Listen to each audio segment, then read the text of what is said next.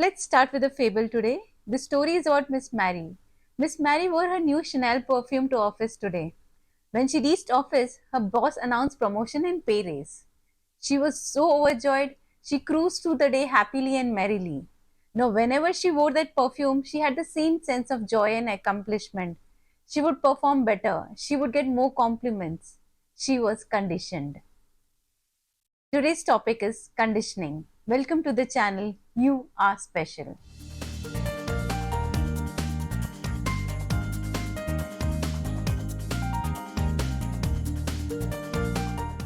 Hi friends, welcome once again. I'm Shachi Seth. I'm a writer, entrepreneur, life coach, and your best friend. Today we are talking about conditioning. What is conditioning?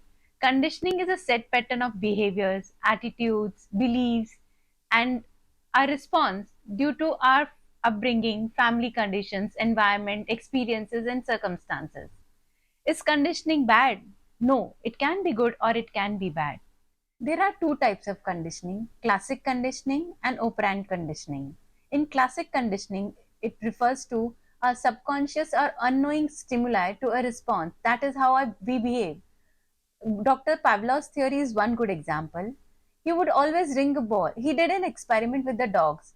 He would ring a bell whenever he would feed the dogs. So next time when he started ringing the bells, the dog would start salivating, eager to get their food. This is classic conditioning. This is unknowing stimuli to the response. Let's talk about operant conditioning. Psychologist Edward Thorndike, in his theory of law effect, said when an individual is rewarded for an act, he'll perform that act again and again. Remember the pre nursery teachers gifting stars and smileys to children? Though they were worth nothing, but they still perform better next time to get those stars and smileys. Similarly, if an individual is punished for an act, he's likely not to repeat that act again. That's why a traffic policeman fines when you break the rules. So, are the conditionings good or bad? I would say you cannot judge, or you can judge, it's for you to find out. If a conditioning is about religion and it preaches humanity and betterment of the universe, it is surely a good conditioning. But if it is restricting your personal growth, affecting your performances, it is a bad conditioning. How? I'll share another story about that. Have you ever been to circus? Surely you have. You've seen the elephants tied to the stake. Why doesn't the fierce and strong elephant fight back? Why doesn't he try to free himself? That is because he was brought to the circus when he was a young baby. When he was tied to the chains at that age, he tried to struggle. He tried to free himself. Every time he tried, he was hurted because of those chains. Eventually, he developed a condition called learned helplessness. So, whenever he thought of fighting back, he remembered that if I try to free myself, I'll be punished or I'll be hurt. He stopped working on it. He stopped trying to save himself. Even when he's grown up, he's fierce and strong. He has that strong conditioning, strong belief in his mind that he cannot. It will hurt him. And he avoids getting himself free. Are you in such conditioning? Is anything restricting you? Do you want to free yourself from those chains? Stick to the channel. I'll show you how to do that. How do we fight our conditioning? How do we know that we are conditioned? Is it possible to change our conditioning? Yes, it is very much. But in the meantime, please mention in the comment box below if you think you're conditioned for a particular thing. Do you think that conditioning is holding you back, avoiding your full potential, affecting your growth? Do mention in the comment box below. Now, how do we fight and overcome this old conditioning? It is a four-step process. The first step would be identify your conditioning. Identify what is restricting you, what is holding your growth. It could be anything, but remember, you can fight it. You are special.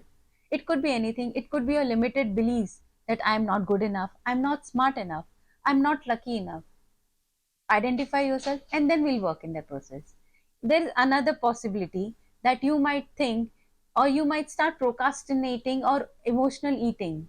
That is also a part of conditioning. Anytime you come to a reverse condition, you start overeating or you start procrastination, avoid facing that situation.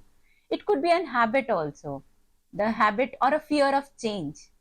You are scared, fear of heights, fear of water. It is only due to some conditioning, due to some past incidences that you have developed that fear.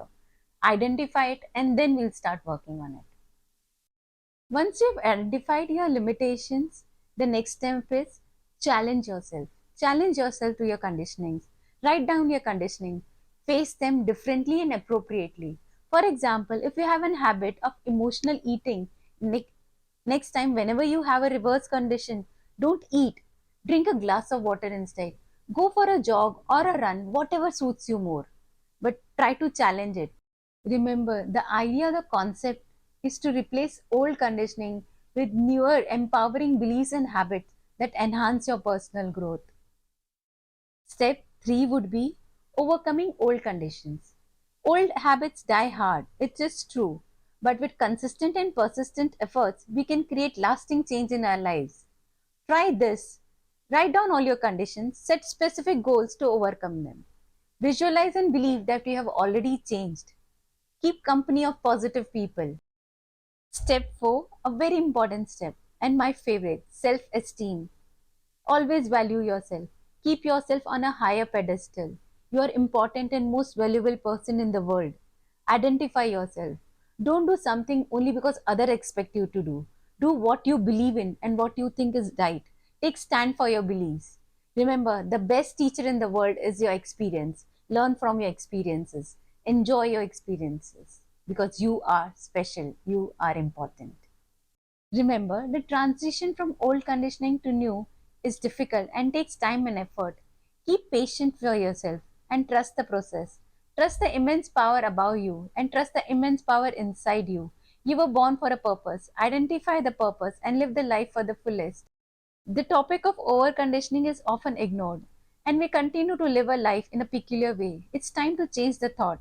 It's time to change your conditioning. It's time to find your purpose and live the life to the fullest because you are special. If this effort of mine has enabled you to challenge your conditions, I think my efforts are fulfilled. Thank you so much for that. Do mention in the comment box if such a thing has happened. My last video was about goals, smart specific goals. And this video is about old conditioning. Next video, I'm planning a process from conditioning to goals. How our conditioning or better conditioning will lead to higher and successful achievement of goals. Stay tuned, watch my next video for sure. We'll wait for you.